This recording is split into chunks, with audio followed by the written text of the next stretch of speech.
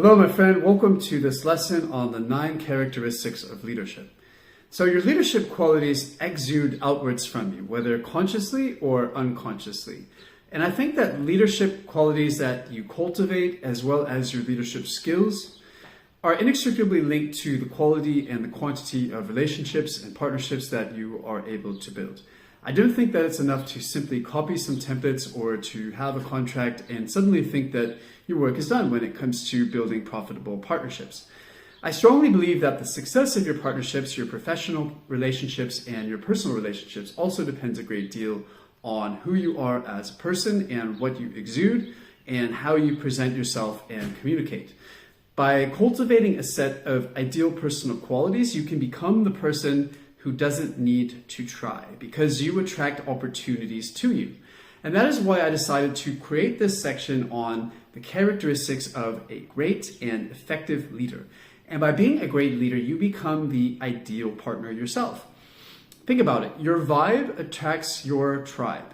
And if you want to connect with excellent individuals, it makes sense to become an excellent individual yourself that others would be excited to connect with, that others respect. And one part of how effective you are at creating and maintaining great relationships and profitable partnerships comes down to your identity and who you present yourself as. And part of this comes down to your brand. It might be what you put out on social media. And another big part of it comes down to the leadership qualities, the things that you cultivate within you. Are you a person who takes action? Are you a person who organizes things on your own proactively without needing other people's permission? Are you a person who others trust to get things done, who's indispensable, who follows through on their word?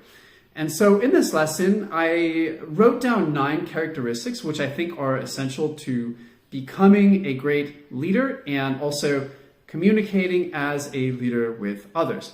I wrote down each of these based on many of my own personal experiences that I've had in my life, and I think that it's important to share these with you. All right, so number 1, a leader doesn't carry grudges. In a lot of ways, you have to have a very short-term memory. If someone does something hurtful to you, you have 2 options to respond ideally.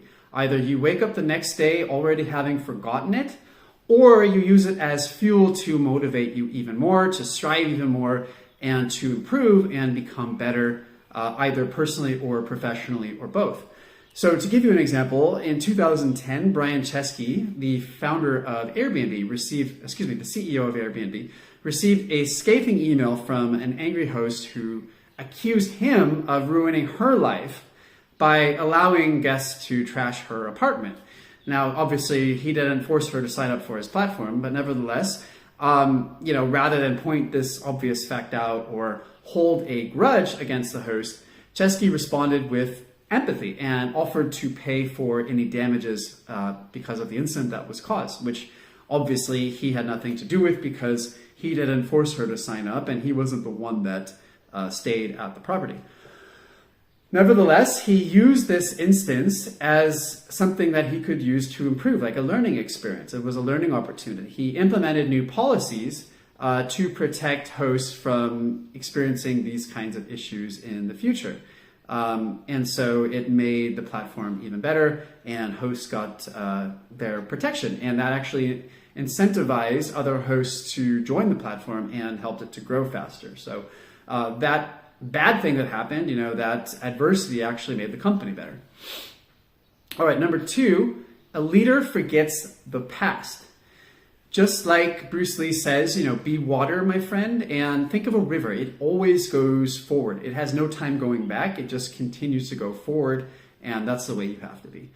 So a leader forgets the past, but never forgets an act of kindness. And I used to live so much in the past. I spent so many years allowing my past to affect my mood in the present. And as a result, my life was not optimized nearly to the extent that it could have been. I had all of this unfinished business and loose ends creating stress and anxiety and just basically robbing me of energy. And this is how people get stuck. Some people are still hurting because of things that happened a long, long time ago. And so the sooner that we can forget the past, the more bandwidth we have to create our future, because we're going to be living the rest of our lives in the future. On the other hand, I strongly feel that whenever anyone does something to help us, anyone does a favor for us, it is worth gold to thank them and find some way to remember that and reward that effort later on. People always appreciate that when their efforts are acknowledged, and just that simple act can open future doors and opportunities for you. A leader never burns bridges. So one of the characteristics I see of people who don't really understand business very well is that they do things emotionally. They allow their emotions to burn bridges, And I think it's really a shame, because even though we sometimes have temporary disagreements with people, we all have our, disagreements. We still may need to interact with those same people and still do business together. And we can't just say, oh, I don't like that person, I don't want to talk to them, because that obviously creates issues. So whenever we act upon our temporary emotions in the moment and do something irrational, like insult someone or block them or hold a grudge, in the long run, we are actually shooting ourselves in the foot and not acting like a good leader. All right, number 4, a leader makes certain that everyone feels heard.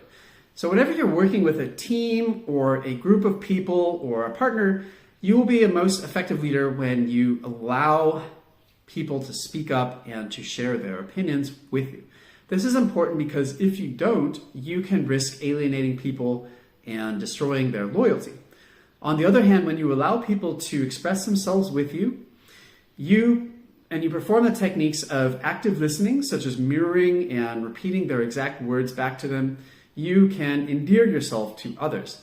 And this is true in all kinds of situations, whether you're working with team members or partners or your customers, or just traveling with a group of friends trying to figure out what everyone wants to do. Number 5, a leader takes responsibility for communication breakdowns, even when the fault was triggered by someone else. And this is very, very important, because by taking responsibility, by owning a problem, even if it wasn't you who caused it, you are able to earn people's respect, and you are able to move a situation forward in a constructive, not a destructive way. So to illustrate this example, in 2019, after a deadly crash of a Boeing jet, CEO Dennis Muilenburg took responsibility for the company's failures in communication and safety oversight, despite the fact that many of the problems were caused by lower-level employees and contractors. Muilenburg recognized the importance of taking ownership of the issue and working to address the root cause, just like Brian Chesky did. Always remember that an apology is not an admission of guilt. So stop thinking of it that way. It doesn't mean that you've lost an argument or that you are at fault. The only thing it means is that you are a leader. It means that you are going to take the next step forward. And you realize that it's not worth losing a valuable friendship or partnership over some small thing that you cannot move past together. All right, number 6, leaders walk away from drama and people who are addicted to drama. So few people in business are as controversial as Elon Musk. It seems like he has an army of loyal supporters and detractors and critics in equal measure.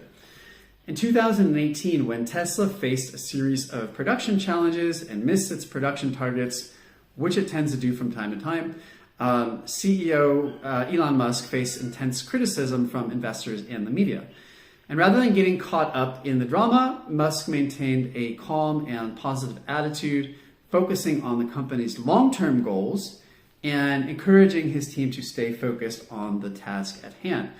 So that just shows true leadership qualities, where he's just ignoring the things which his haters are saying and focusing on the bigger picture. A leader does not sweat small stuff.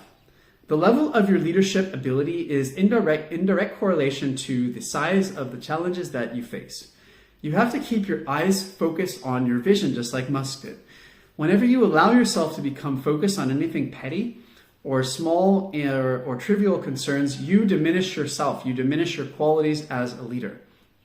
Just this very week, in fact, I had updated WordPress and a bunch of plugins on my e-commerce site, and suddenly a whole bunch of features stopped working. The cart wasn't working, people couldn't get their product. Once they got the product, the course pages weren't loading. And conveniently for me, this also coincided with a big newsletter promotion where AppSumo was promoting my products. And then, of course, came the avalanche of customer complaints and support requests to my inbox. And while, most people are patient and understanding that issues can occur, there are always others who start saying that your website are a scam, or because they couldn't immediately do this, they want that instant gratification, or they immediately go and post a horrible review before you've had a chance to respond and give them proper support. It doesn't really seem fair, right? The good news is that you and I are better than that. People will come to us.